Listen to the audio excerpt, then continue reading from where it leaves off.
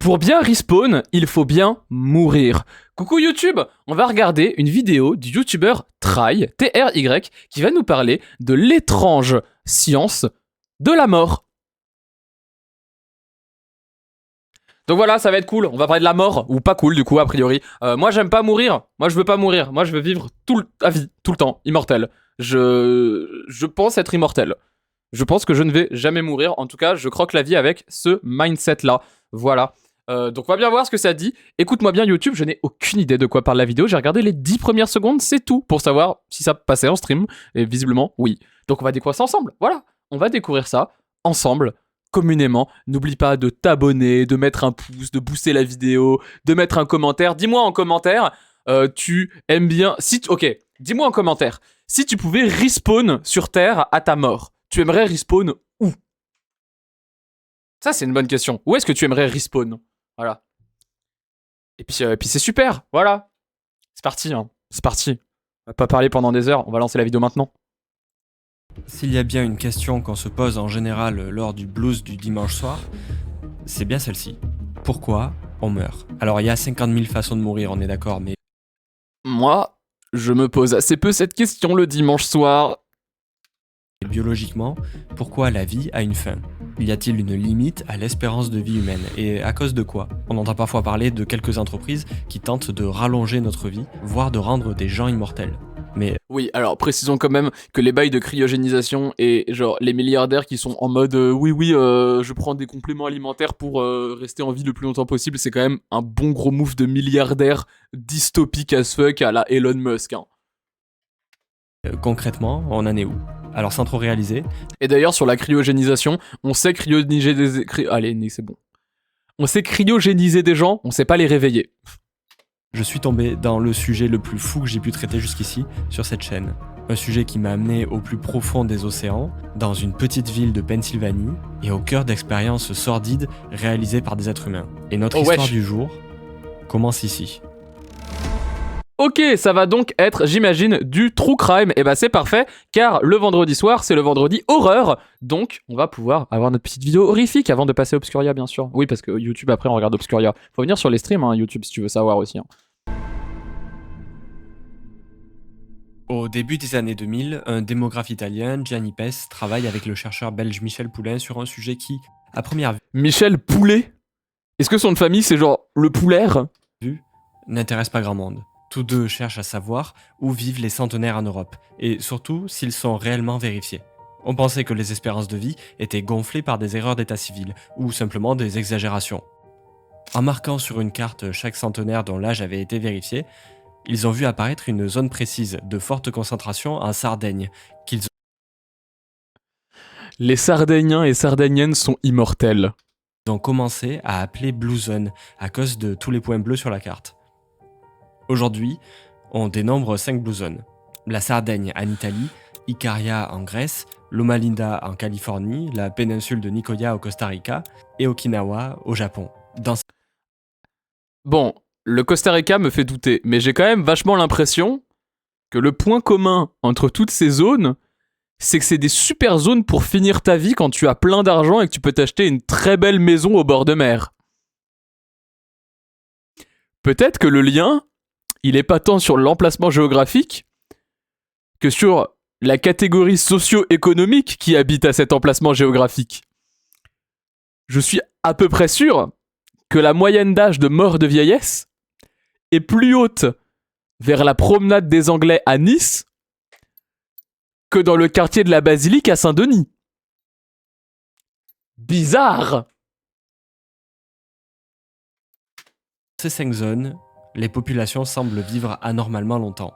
Le Costa Rica, j'avoue, c'est un peu étrange. Après, d'un autre côté, c'est un paradis fiscal. Donc il y a aussi un monde où... centenaire n'est plus du tout un exploit, c'est quelque chose de très courant. À première vue, ces populations, d'après moi... Qui gagne un combat 1v1 entre la philo et la socio, vraie question. La sociologie, parce que la philosophie, ça n'existe pas. Elles ont une particularité. Je suis une hateuse de la philo, pardon, je n'aime pas du tout la philosophie. Elles semblent relativement isolées des autres. La première chose à laquelle j'ai pensé en voyant ça, c'est la Rinconada, au Pérou, la ville la plus haute du monde. Ces habitants, au fil des générations, se sont adaptés. Meilleure capacité pulmonaire, un sang qui transporte plus d'oxygène et plus de globules rouges. On aurait pu se dire qu'on retrouve le même phénomène ici, un environnement qui a façonné ces humains au fil des siècles, créant des facteurs génétiques. En vrai, il a intérêt à parler genre bourgeois à un moment. Hein. Parce que vraiment, genre, c'est des vrais stats en mode. Il y a des vraies statistiques. Ok, très précisément. Allez, on va parler politique ici. Pourquoi est-ce que les vieux sont de droite?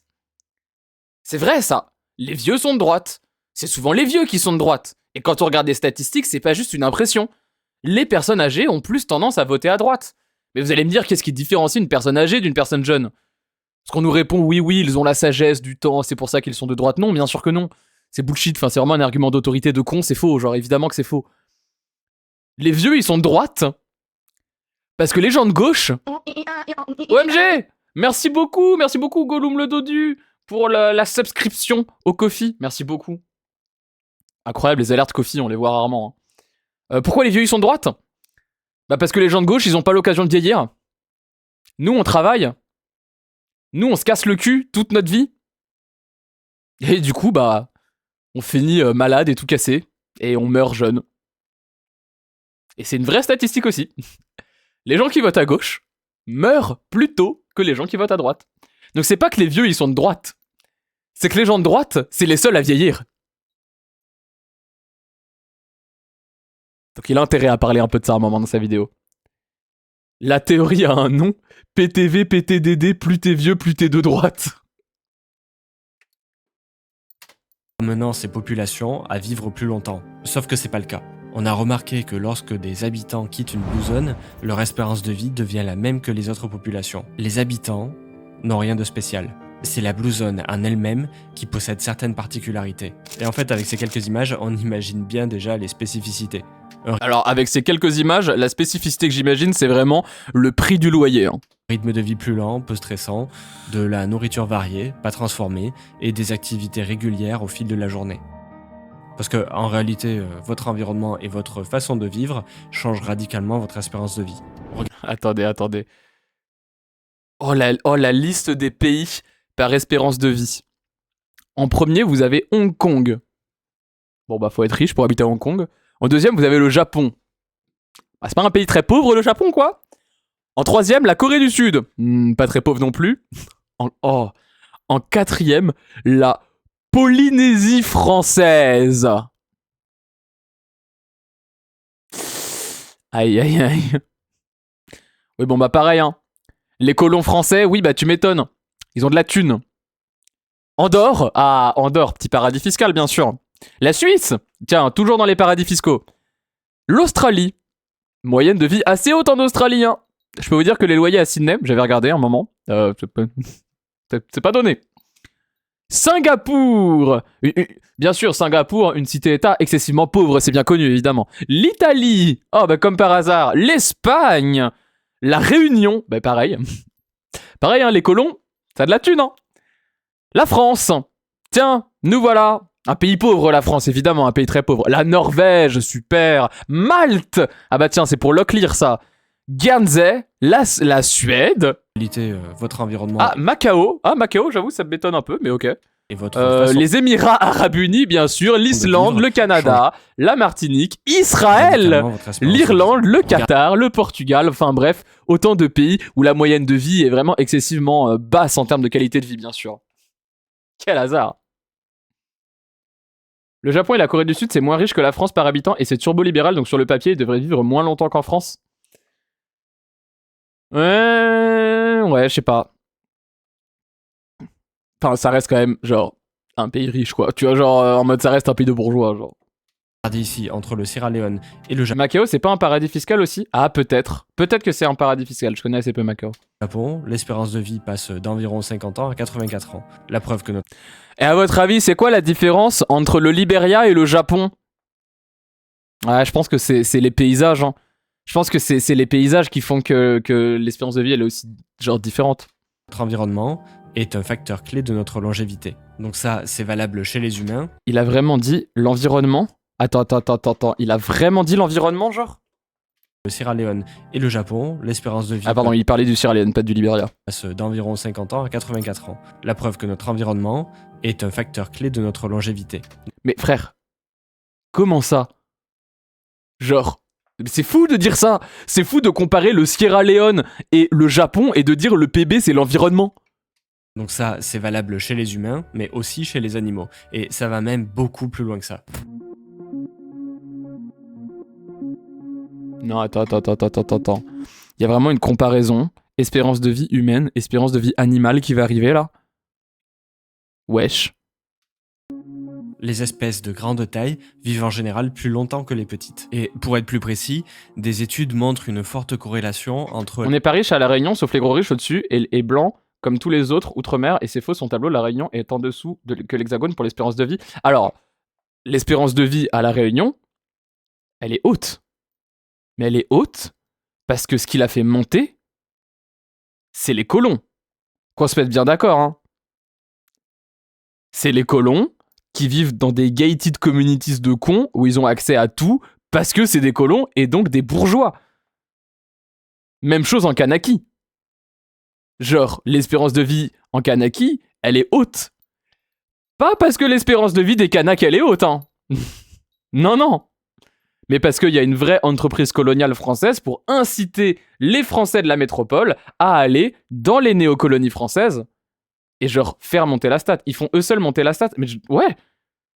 Enfin, je pense en vrai. Enfin, genre en mode... En vrai, La Réunion, je connais vachement moins bien que la Kanaki. Parce que bah, j'avoue avoir très peu de potes réunionnais. J'en ai genre 2. Là où j'ai pas mal de potes Kanak. Du coup, j'ai pas eu trop pu diguer genre, genre tous les PP de La Réunion et tout, tu vois. Mais a priori, j'imagine que l'entreprise néocoloniale française, elle fonctionne de manière assez similaire. À savoir, bah, tu mets plein d'avantages à être un colon. Et du coup, bah, forcément, les colons, ils vivent mieux. Genre, c'est pas comme la Kanaki qui a un projet de peuplement. Après, à La Réunion, il y a IMO, pas assez de colons pour faire à ce point monter la moyenne. Ah ouais, à ce point-là? Ok. Donc, si vous êtes plusieurs à le dire dans le chat, je vous crois, hein. J'ai vécu comme fils de prof à La Réunion, et ouais, la scission sociale, elle est assez hard, mais comme dans toutes les néocolonies après, hein. Enfin, genre en mode l'entreprise coloniale française, en mode c'est la même partout, tu vois, genre oui, en effet, les colons, ils vivent beaucoup mieux. Bah oui, c'est le principe de la colonisation. C'est une colonie d'exploitation? Ok. Pas de peuplement, ok. Bien my bad. Mais à nouveau, hein, les colons vivent quand même mieux. Si tu veux savoir tout, j'ai discuté de ça sur ton Discord. Vas-y, j'irai diguer après. En vrai, ça m'intéresse. J'irai diguer après. Mais merci pour les informations. La masse d'une espèce et sa longévité. En fait, la grande taille est un atout contre n'importe quel prédateur. Les grandes espèces sont moins en danger. Elles peuvent donc ralentir leur rythme de vie et consacrer du temps à une meilleure hygiène.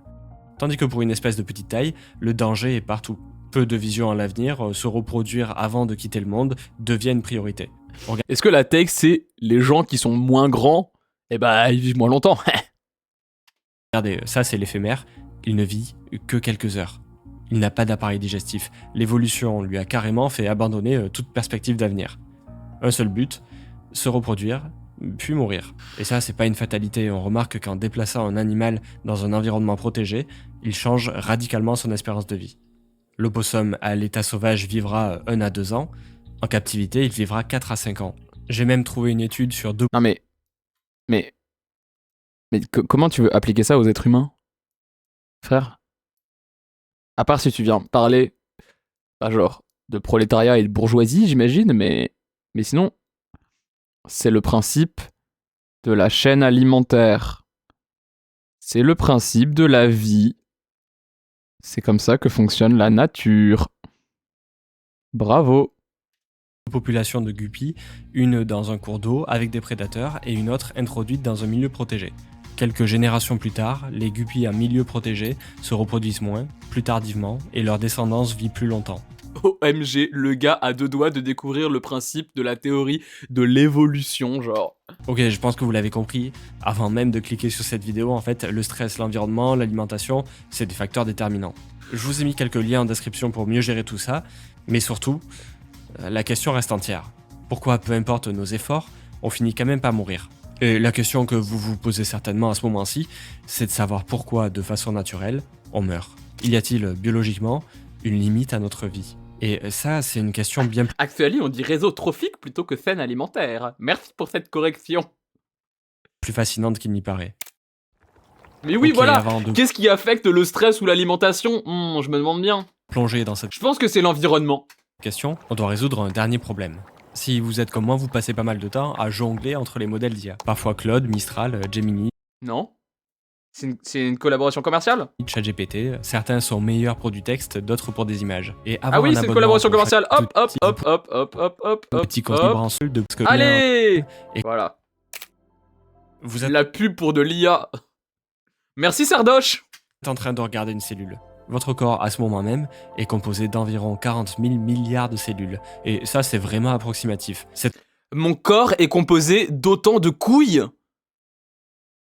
J'ai 40 000 milliards de couilles qui me composent. un nombre qui change et qui tient dans un équilibre constant entre destruction et renouvellement. Les cellules sont l'unité biologique élémentaire et fonctionnelle du corps humain. En résumé, la brique fondamentale de la vie. Ok, voilà la recette d'une cellule. C'est donc ça les boules de Médoli, exactement.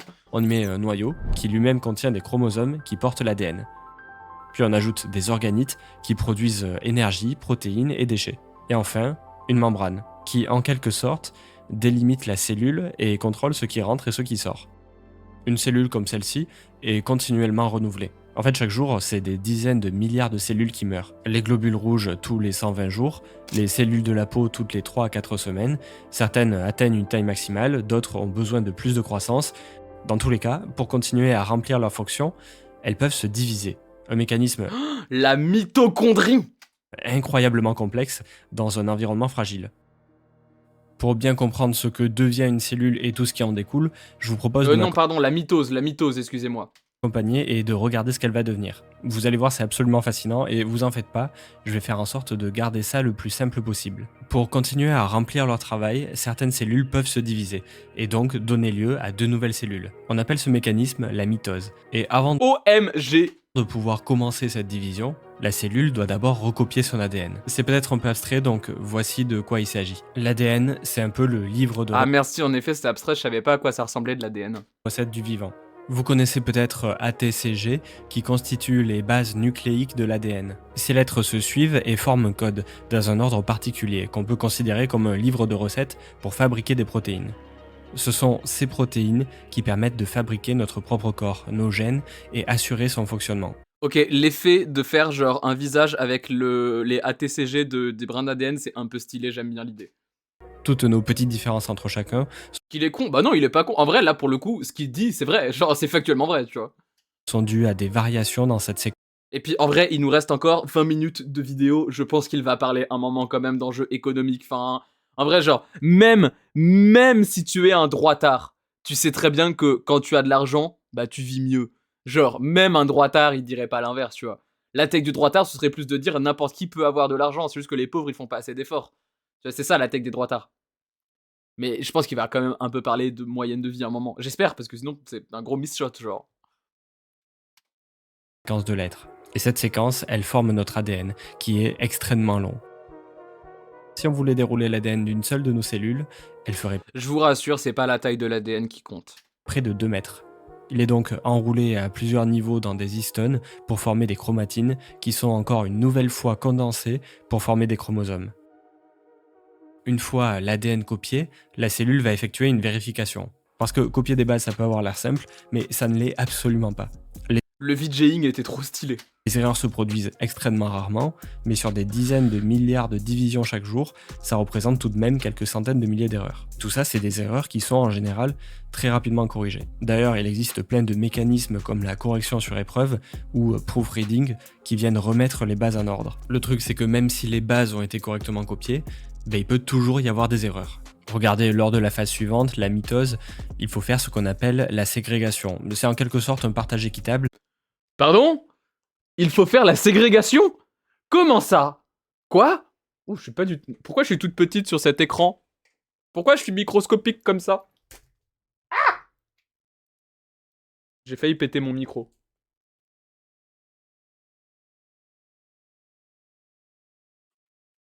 Voilà, c'est mieux. Comment ça, faut faire la ségrégation? Quoi? Ah bon? Pas sûr? Pas sûr de la take, frère. J'ai un doute. Des chromosomes entre les deux cellules filles. Et il peut arriver Les cellules filles. Ça va les filles? Ça va les girls? Vous êtes pleines de cellules? que cette séparation échoue. Qu'on se retrouve avec une anomalie dans le nombre de chromosomes des cellules filles. Et ça porte un nom, l'aneuploïdie. Gardez en tête que sur le nombre de divisions au cours d'une vie, ces erreurs, elles restent extrêmement rares. Comprenez ici que la réparation de l'ADN, elle est incroyablement efficace. Votre corps est une usine formidable dont les capacités à s'adapter sont réellement uniques. Maintenant qu'on a compris à quel point notre corps est absolument incroyable, on va tenter d'aller encore un peu plus en profondeur, là où ça devient encore plus fascinant. Oh waouh! OMG! C'est le film là avec Pierre Ninet, c'est le comte de Monte Cristo. Là où la lumière disparaît, là où bien peu d'espèces ont su s'adapter. On trouve des exceptions qui remettent en cause tout l'ordre du vivant Bien joué pour et l'emoji notre Jane. conception même de la mort. Ces rares espèces parviennent à surpasser nos limites. Mais avant de les rencontrer, nous devons connaître ces limites et comprendre pourquoi elles existent. Ces limites ont été découvertes et détaillées par de très nombreux chercheurs et d'innombrables expériences au cours des 100 dernières années. Pour l'instant, il m'explique toujours pas pourquoi on meurt. Hein. Et pour les comprendre de la plus belle des manières, voici un puzzle. On va regarder les pièces assemblées au fil des découvertes et comprendre certaines des causes du vieillissement. Waouh, je viens de comprendre avec le puzzle. Voici donc notre toute première pièce à l'origine des dysfonctionnements, la source d'un chaos permanent. Une découverte faite en 1957. Dana Marman, un chimiste et médecin américain, propose la théorie radicalaire du vieillissement. Une théorie selon laquelle les organismes vieillissent à cause de radicaux libres produits juste en respirant. À l'époque, on le prend pour un fou. On avait déjà plusieurs théories, comme celle de la mort programmée. On pensait que le corps avait une horloge biologique et décidait lui-même de s'autodétruire. D'autres pensaient que notre corps était plus ou moins comme une machine, qu'il avait une date de péremption. Le plus surprenant, c'est sans doute que vous allez réaliser qu'il y a du faux et du vrai dans chacune de ces idées. En vrai, c'est genre je me pose sincèrement la question de pourquoi est-ce qu'à un moment les cellules elles arrêtent de se reproduire correctement. Hein. Genre, j'espère qu'il y a vraiment une réponse à la fin parce que je suis d'accord que c'est vraiment bizarre. Genre la question de pourquoi on meurt de vieillesse, c'est une vraie question, genre je ne comprends pas. Les radicaux libres c'est nous, et oui. Mais celle de notre chimiste américain et de la respiration va nous intéresser particulièrement. Donc d'après lui, ce serait la faute des radicaux libres, et on les génère en respirant. Les radicaux libres, Pour ne pas mourir, il faut arrêter de respirer. Intéressant. Ce sont des molécules instables, qui vont voler un électron à une autre molécule. Cette molécule, à son tour, peut devenir instable et voler de nouveau un électron. En quelques millisecondes, une cellule entière peut être dévastée. Ces radicaux libres vont créer des milliers de petites cassures qui vont endommager votre ADN, en ce moment même. On s'est rendu compte qu'on en produit en faisant du sport ou en marchant. Leur production, elle est aussi largement due à une mauvaise alimentation, au sucre. En marchant. Leur production... Je devrais l'appeler, elle me manque. Elle est aussi largement due à une mauvaise alimentation, au sucre, aux rayons UV, aux radiations, à l'alcool, le tabac, la pollution et plein d'autres facteurs. La plupart du temps, votre ADN, elle sera réparée assez immédiatement, mais il arrive que les dommages soient si importants que la cellule devienne irréparable. Ah merde! On fait quoi, alors? Pour comprendre comment notre corps va réagir contre ces radicaux libres, retour à notre puzzle. Car c'est la seconde pièce qui va nous donner la suite de l'histoire. En 1979, David Lane et Arnold Devine découvrent qu'une protéine s'accumule dans des cellules cancéreuses. Ah! Oh waouh, ah oui, le cancer direct? Ok. Elle est appelée P53, et les scientifiques, ils sont pas doués pour donner des noms sexy aux trucs, hein. Désolé, hein. Désolé P53, hein. Lors de sa découverte, on pense qu'il s'agit d'une protéine qui provoque le cancer. Plus de 10 ans après, on va finir par comprendre qu'en fait c'est tout l'inverse. Le gène P53 étudié depuis des années avait en réalité muté et était défaillant, et ce à cause des radicaux libres. P53 n'est pas la cause du cancer, mais un système de protection. P53 peut déclencher la mort naturelle d'une cellule, aussi appelée l'apoptose. En fait, il s'agit d'un véritable gardien du génome. Si des radicaux libres cassent l'ADN, il intervient en dernier recours et décide de stopper toute division d'une cellule. Mais pourquoi j'essaie de réact à des trucs intelligents aussi? Ça, c'est les vidéos de Troublantasis de Onibaku et tout, là. C'est les trucs de science, moi je comprends rien. Hein. Merci pour le follow. Je comprends rien. Je vais continuer de faire des blagues, hein. Et je vais essayer de comprendre, mais... Il agit donc pour stopper les tumeurs, et ça explique sa présence dans des cellules cancéreuses lors de sa découverte. Parfois P53 va choisir de lancer une apoptose, parfois il va faire un choix un peu plus curieux.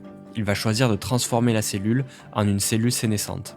On les appelle aussi des cellules zombies. Zombie, zombie. Je ne sers à rien à part faire des blagues sur ce React. Sniff the New Chatter était en effet, bien vu. Le petit singe rouge, yo la fange, coucou le petit singe rouge. Très bon pseudo. Ces cellules ne vont plus se diviser et fonctionner normalement. Elles peuvent avoir un rôle à jouer sur la cicatrisation, mais dans les faits, on aimerait bien s'en passer. Parce qu'elles vont contaminer les cellules autour d'elles en relâchant des signaux chimiques. Ok, on P53 tue cellules toutes cassées comme un globule blanc. Mais pour les cellules, ok, je viens de comprendre, merci. commence à voir le bout de notre puzzle, il nous reste juste un dernier morceau.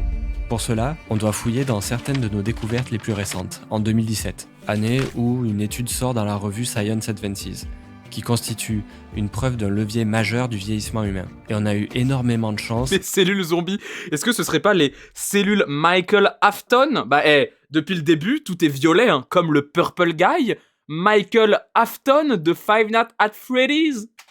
De pouvoir l'étudier. Car parmi la longue liste d'études présentées ici, il y en a une en particulier qui a attiré l'attention. Tout commence par les Amish. Attends, ça allait très très vite. Comment ça? Quoi? Comment ça les Amish? Pardon? Les Amish sont une communauté chrétienne vivant à l'écart de la vie moderne depuis des générations. Ils ont un mode de vie très sobre, peu... Attendez, faut que je vous montre un truc et je vais pas pouvoir montrer à YouTube parce que c'est DMCA, c'est une musique. La première interaction que j'ai eue avec les Amish, qui est donc une communauté religieuse chrétienne aux États-Unis, c'est...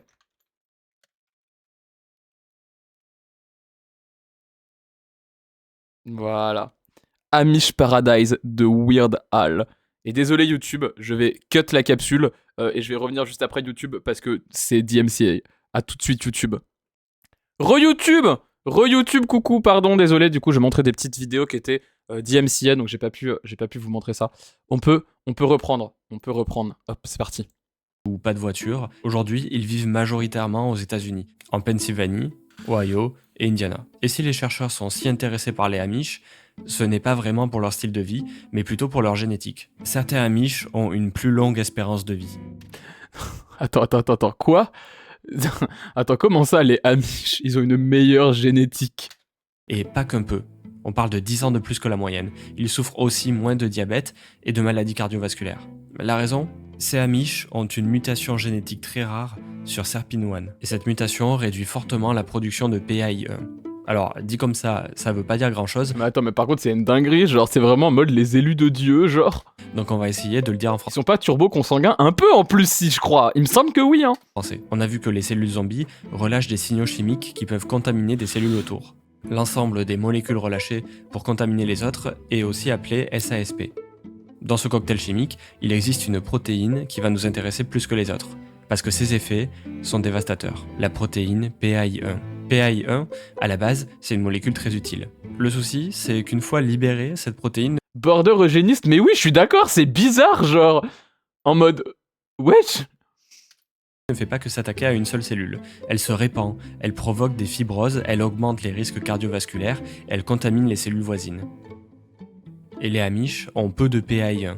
Ils parviennent à éviter ces problèmes. Le fait que cette mutation touche un groupe précis et pas des individus isolés dans la société, c'est une vraie mine d'or pour la science. Comme ils se marient presque exclusivement entre membres de leur communauté depuis 300 ans, leur patrimoine génétique est resté très homogène et facile à étudier. Ok, ça fait du sens, en effet. Ok, on récapitule parce que là... Genre, ils ont... ouais. Ouais. Ça fait... Je sais pas si c'est vraiment eugéniste, mais ça frôle un peu... Enfin... C'est pas très bioéthique comme étude, quoi. On tient quelque chose de très Ça parle de quoi? On essaye de trouver les causes de la mort. intéressant. Des facteurs externes et internes créent des radicaux libres qui endommagent l'ADN. Si l'ADN est trop endommagé, P53 intervient et il peut arriver qu'il oriente la cellule. Putain, Gollum le dodu, qui a dans le chat écrit, genre, littéralement, ce message a été supprimé. Écoute-moi bien, Gollum, j'ai passé ma souris sur ton message en me disant, bah, il a dit une bêtise, Gollum le dodu. Je me suis fait avoir, d'accord? Simplement. Voilà. Vers une transformation en cellules zombies. Ces cellules zombies utilisent des signaux chimiques, dont PAI1, qui amplifient le nombre de cellules sénescentes. Votre système immunitaire, lui, il sait plus trop où lutter. Il fatigue devant tous les signaux d'alarme qui s'activent dans tous les sens. Ok, ça fait beaucoup, je suis d'accord, mais est-ce que vous commencez à comprendre? Le vieillissement n'est pas seulement la conséquence d'erreurs dans votre corps, il est le résultat d'une instabilité croissante, si importante qu'il ne parvient plus à se réparer. D'ailleurs, certaines cellules ont même une limite définie dans leur fonctionnement. Good girl, Elles ont, Medoli. en quelque Mais pourquoi? Il était gratuit celui-là. sorte, une date de péremption. C'est On est périmable. la limite de Hayflick. Mais Les chromosomes possèdent à leur extrémité attends, il allait très vite sur le fait qu'on est périmable. des télomères qui protègent l'ADN. Lors de chaque division, ces embouts se raccourcissent. Lorsque les télomères deviennent trop courts, la cellule va arrêter de se diviser. C'est un mécanisme qui empêche les cellules de devenir incontrôlables, mais qui va également donner une limite à la régénération de certaines parties du corps. La diminution des télomères avec Les vieux deviennent de droite parce qu'ils périment, putain, oui. Les vieux de droite sont littéralement moisis. Les gens de droite sont remplis de champignons. l'âge, elle vient contribuer à l'apparition du vieillissement des tissus par exemple. Les rides, l'élasticité de la peau, sa régénération ou le ralentissement du système immunitaire. Le vieillissement, c'est la conséquence de l'accumulation de tous ces dommages cellulaires tout au long de la vie. La première fois que j'ai lu ça, je me suis dit, il suffirait de booster un peu les télomères. Regardez, on allonge un peu tout ça là, ça permettrait de relancer les cellules. Bon, Les vieux de gauche, c'est comme un bon fromage. Ça existe pas trop. l'idée elle est pas si débile. Il existe une enzyme appelée la télomérase, qui rallonge les télomères. Il suffirait d'en mettre un peu partout là, et c'est reparti. Sauf que, vous vous en doutez, si ça fonctionnait aussi simplement, j'aurais Doucement, sur les gens remplis de champignons, il y en a des biens. C'est vrai que là, tout à l'heure, on s'est pris un raid de archicrasseuse pour qui j'ai beaucoup d'estime malgré ses nombreux champignons. un prix Nobel, et le cancer n'existerait plus depuis des années. Déjà, les télomères ne représentent qu'une partie du vieillissement. Certaines cellules, comme les neurones, arrêtent de se diviser et accumulent quand même des dommages. D'ailleurs, toutes ces crèmes anti-âge, toutes ces pratiques qui soi-disant permettent de réactiver la télomérase sont purement du marketing et n'ont juste aucun effet scientifique. Utiliser la télomérase, ce serait une très mauvaise idée. Les cellules cancéreuses, par exemple, elles réactivent la télomérase pour continuer à se diviser et se répandre. En fait, s'il n'existe pas un remède précis au vieillissement, c'est parce qu'il existe en réalité plusieurs causes. En vrai, je pense qu'il faut se mettre du chlorure de soude dans le cul, comme on avait vu sur le stream de Diane hier. Hein. Je pense que c'est vraiment ça, là. Enfin, en mode... on se bleach un peu le trou de balle, tu vois, on se blanchit un peu le trou de balle avec un peu de javel, et j'en finis. J'en finis. Hein. Moi, je fais ça. Sachez que j'ai 45 ans. Je sais que ça se voit pas trop à la caméra, et ça, c'est grâce à la javel dans le trou de cul. C'était du pipi? Non, c'est pas du pipi. Vous pouvez vous faire pipi dans le trou de cul, mais ça va juste pas faire grand-chose. Non, c'est du chlorure de soude. C'est super, faites ça. Je vous le conseille. Découverte au fil des années. En 2013, on a pu dresser une liste de 12 marqueurs du vieillissement, qui sont dépendants entre eux. Si on en réduit un, on peut espérer en réduire plusieurs. On peut donc améliorer nos chances, mais en aucun cas vivre indéfiniment. On finira par avoir des cellules zombies, nos télomères finiront... Attends, c'était quoi l'illustration là? Mais en aucun cas vivre indéfiniment. Sénescence cellulaire, a.k.a. une grosse feuille de weed.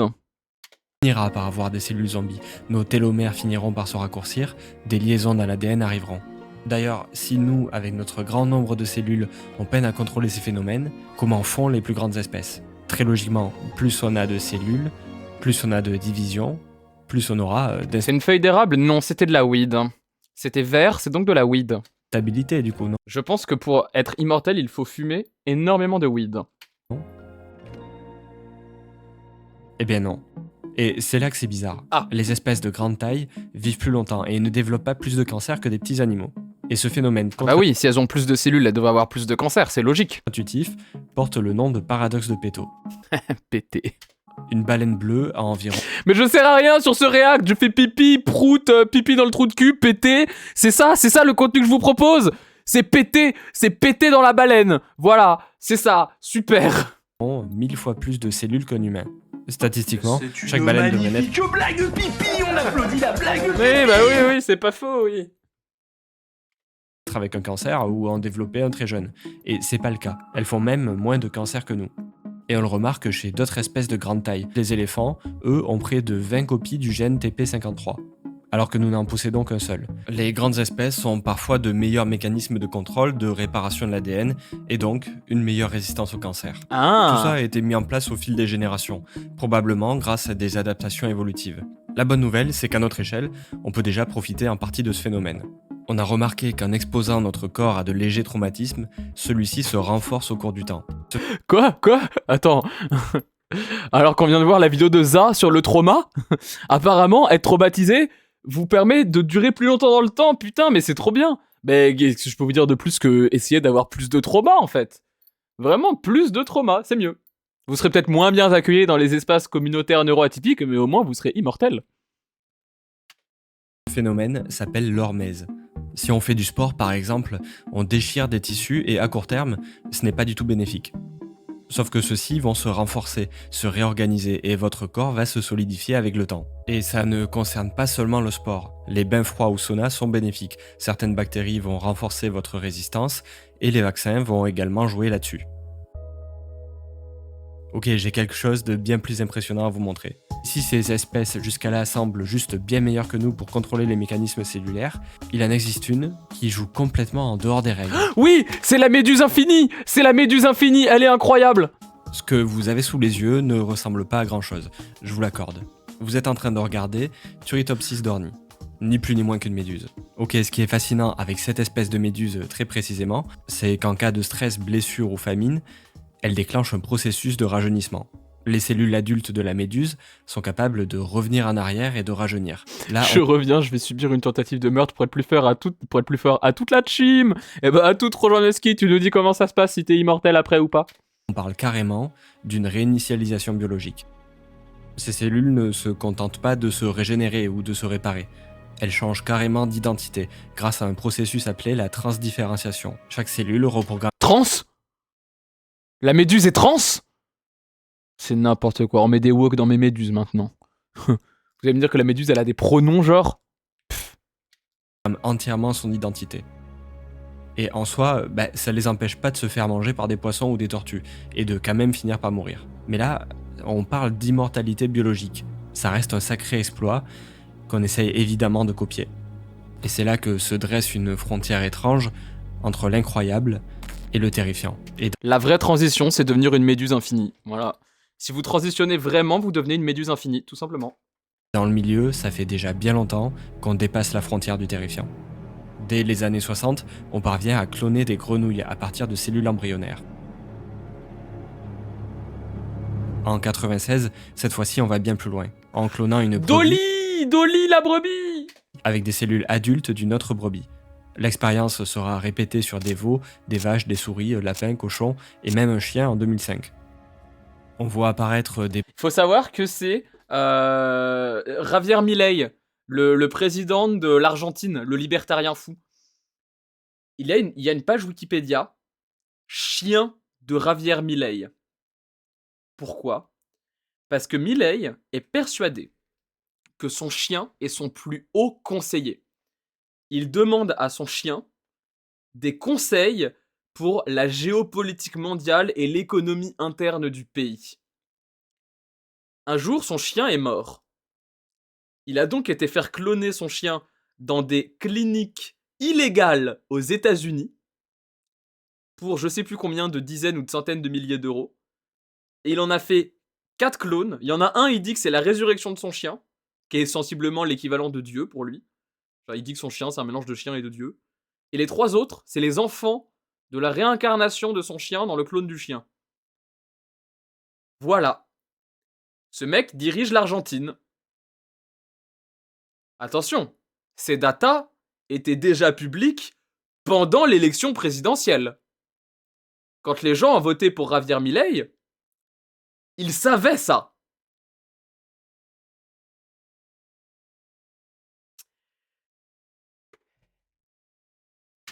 Projet assez terrifiant, ici des cochons génétiquement modifiés pour la transplantation d'organes.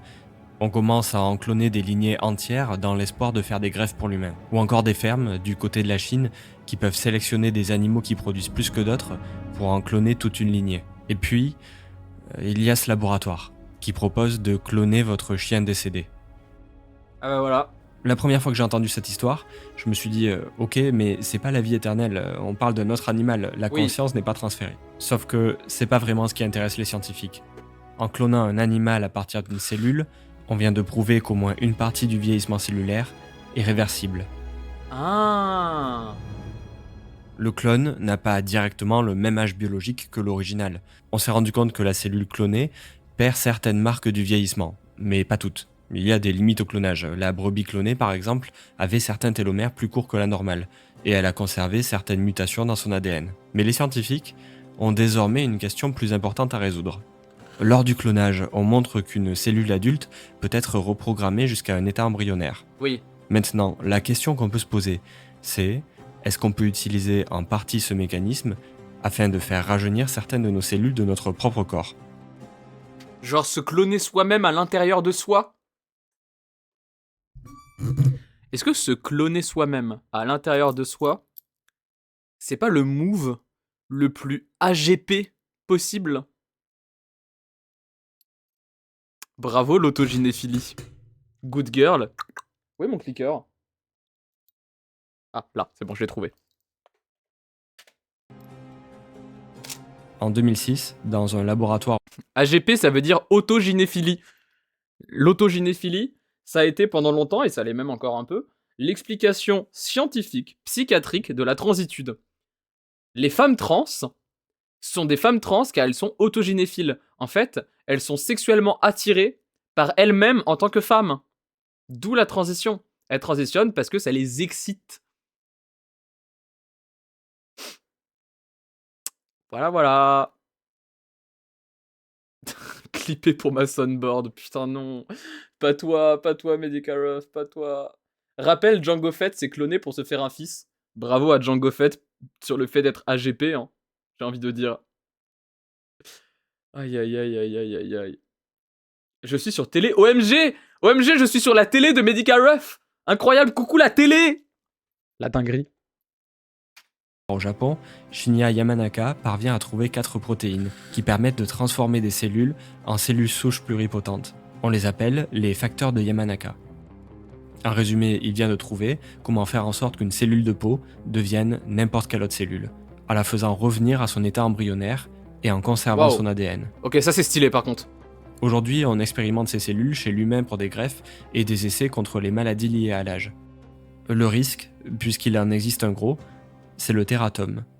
Si la cellule vient à perdre son identité, Ça c'est pour les meufs trans lesbiennes, pour les meufs trans hétéros, c'est pour pécho plus de mecs. Oui, tout à fait, c'est ce qu'on appelle les HSTS. Homosexuels, transsexuels. Parce qu'il y a 2 catégories de meufs trans selon la psychiatrie. Il y a les AGP, donc les autogynéphiles, c'est elles qui vont sortir avec des femmes parce qu'elles sont excitées par l'idée d'être elles-mêmes une femme. Mais les meufs trans qui sortent avec des hommes, ce sont des homosexuels transsexuels. En fait, c'est des mecs gays qui veulent sortir avec d'autres mecs gays, mais qui veulent pas sortir avec d'autres mecs gays en tant que mecs gays. Elles veulent sortir avec des mecs gays en tant que femmes. Elles veulent donc sortir avec un homosexuel, mais d'une manière transsexuelle. Les HSTS et les AGP.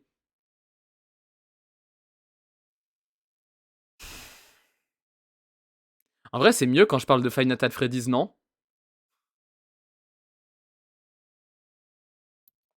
elle peut entraîner une tumeur qui fait absolument n'importe quoi. Elle peut devenir une dent, des cheveux et se développer n'importe où dans le corps. C'est pour cette raison que les Oui, études c'est dégoûtant, il y a des dents qui peuvent pousser à l'intérieur de nous, ça me dégoûte. tentent de rajeunir très partiellement les cellules pour éviter qu'elles ne perdent leur spécialisation. Chez les souris par exemple, on a réussi à prolonger leur espérance de vie de 30% avec l'activation cyclique de ces protéines. Et ça, c'est qu'un des nombreux travaux en cours dans l'industrie. Et si beaucoup d'entreprises travaillent sur ça aujourd'hui, d'autres misent sur le nettoyage des cellules zombies, ou des traitements plus personnalisés à l'aide de l'intelligence artificielle. Et on a beau faire des bonds de géants, la recherche, elle avance très lentement. Parce que déceler les bienfaits Genre, on peut avoir des dents dans les poumons, non seulement tu peux en avoir, mais ça arrive, j'ai pas envie de dire fréquemment, mais oui, c'est un truc qui arrive. Il y a des photos, des radios de gens qui ont une dent dans les poumons, une dent qui a poussé dans leurs poumons. J'ai déjà vu des radios comme ça me dégoûte. C'est immonde, c'est dégueulasse.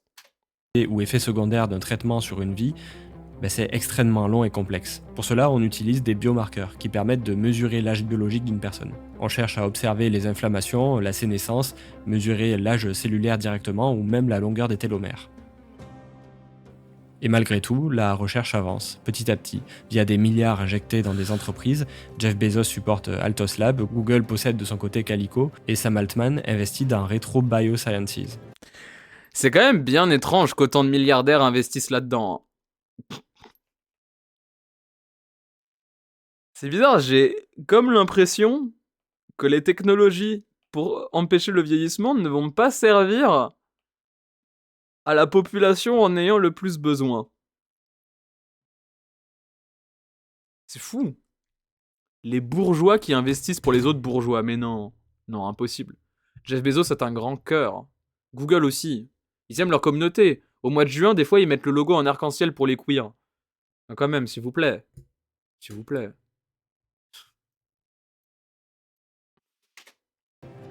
Pour ceux auxquels une vie ne suffit plus, ou ceux auxquels la science ne peut plus rien proposer, il reste la cryogénisation. Dans les locaux d'Alcor, en plein désert d'Arizona, plus de 200 corps sont conservés à moins 196 degrés. Parfois le corps entier, parfois seulement la tête. Parfois seulement la tête. On vit dans une creepypasta, genre. Un laboratoire terrifiant qui soulève beaucoup de questions et de scepticisme. Que restera-t-il de ces humains si un jour nous réussissons à les réveiller sans dégâts ?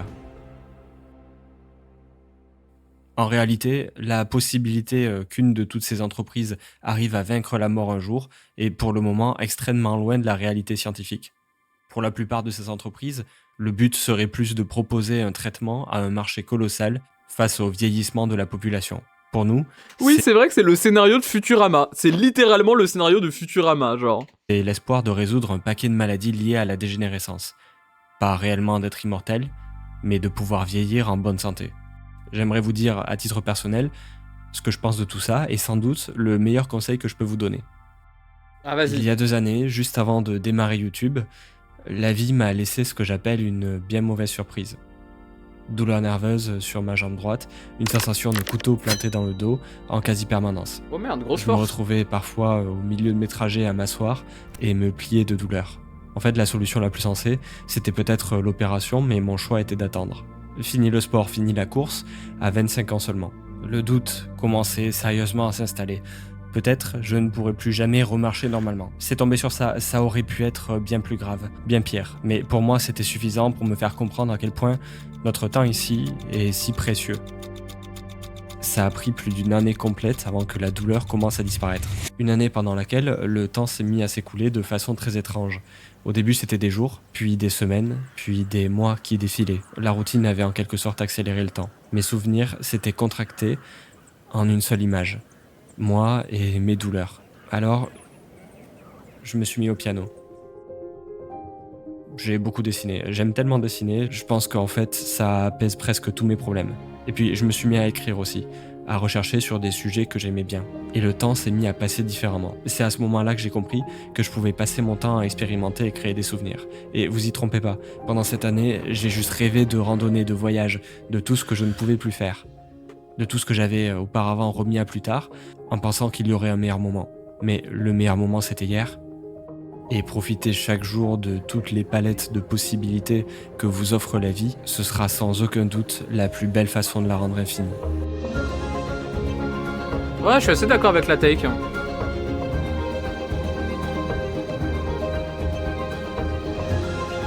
Ouais, la fin de la vidéo est cool, hein. La fin est cool, j'aime bien. C'est mignon, c'est beau.